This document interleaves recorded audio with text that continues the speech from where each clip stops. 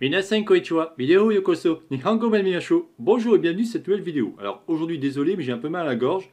Kyo wa nodoga itai desu. Aujourd'hui, nous allons voir ce qu'on appelle les mots déterminants démonstratifs. On a vu précédemment ce qu'on appelait les pronoms démonstratifs d'objets. En l'occurrence, c'était coller, soler, aller, doler. Là, je vous montre la vignette au cas où si vous ne savez pas de quoi je parle. Cette fois-ci, on va donc se pencher sur les mots déterminants démonstratifs. En l'occurrence, ce sera kono, sono, ano et dono.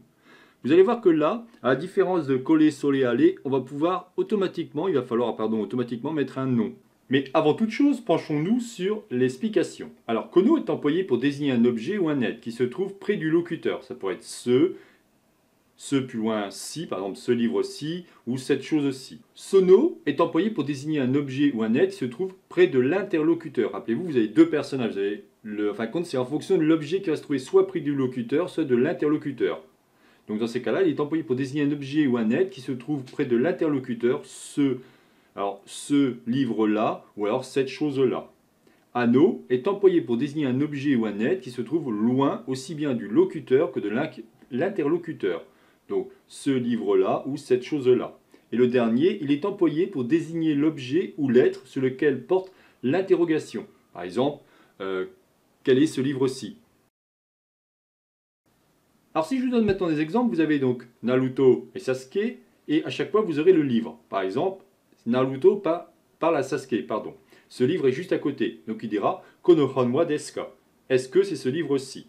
Si le livre est à côté de Sasuke, il dira est-ce que c'est ce livre-là? Dans ces cas-là, ce sera Sono honwa desu ka. Si le livre est ni à côté de Sasuke ni à côté de Naruto, on dira Hano honwa desu ka. Vous voyez, c'est vraiment cohérent. Et pour finir, dans le cas de l'interrogation, par rapport au livre, on dira Dono honwa desu ka. En l'occurrence, ça voudra dire quel livre est-ce? Là, on est bien dans l'interrogation. Donc je pense que maintenant, vous avez compris que dès qu'on va voir kochira, kono, coller, on aura automatiquement, ce sera quelque chose qui sera propre au locuteur. Quand on va avoir shochira, sono, sole, ça sera propre justement à l'interlocuteur. Et quand on a ano, ale ou alors achira, ça sera propre ni à l'un ni à l'autre puisqu'il est loin à la fois le locuteur et l'interlocuteur. Voilà, j'espère que vous avez compris par rapport à ça. C'est assez quelque chose de mnémotechnique, mais ça permet de me comprendre.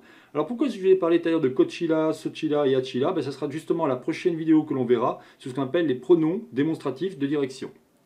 Voilà, écoutez, je ne vous en dis pas plus par rapport à cette vidéo. C'était donc la chaîne Japonais pour tous, réalisée par Jean-Michel. Si vous avez aimé cette vidéo, n'oubliez pas de liker ou tout simplement vous abonner à ma chaîne.